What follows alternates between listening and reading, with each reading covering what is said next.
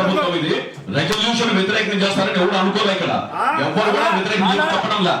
అందుకనే బ్రిడ్జ్ వద్దు చెప్తారండి. ఎవరు చెప్పారండి? దువాకరెడ్డి గారు మీరు సహనంతో మాట్లాడాలా? సహనంతో మాట్లాడండి.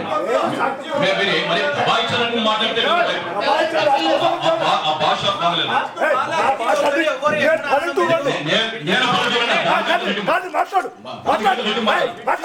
వయసు గౌరవిస్తున్నా, వయసు గౌరవించి మాట్లాడాలి. బ్రిడ్జ్ కావాలని అందరూ చెప్తున్నా, బ్రిడ్జ్ కావాలని అందరూ చెప్తున్నాం, బ్రిడ్జ్ కావాలని అందరూ చెప్తున్నాం.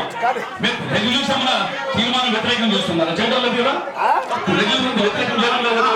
అందరూ సపోర్ట్ చేస్తున్నాం, సపోర్ట్ చేస్తున్నాం. మీరు ఏదో మనసులో పెట్టుకొని కానీ తమ్ముడు కానీ తమ్ముడు కానీ తమ్ముడు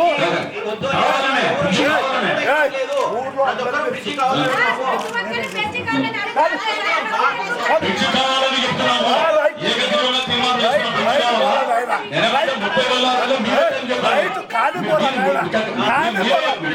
కానిపోతాడు కానిపో బ్రిడ్జ్ కావాలనే కావాలని కావాల్సిందే. మీరే అన్నారు కదా 60 రోజులు తగ్గుతామని. అది నేను చెప్తున్నా.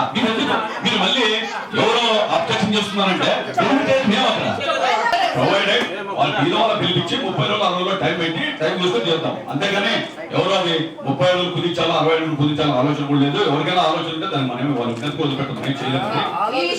లాభం లేదని కాదు, ప్రజల కోసం చేద్దామని అంటున్నాం. చేయాలనే చాలా ప్రజలు థ్యాంక్ యూ. గౌరవ సభ్యులు అందరూ కూర్చోండి. గౌరవ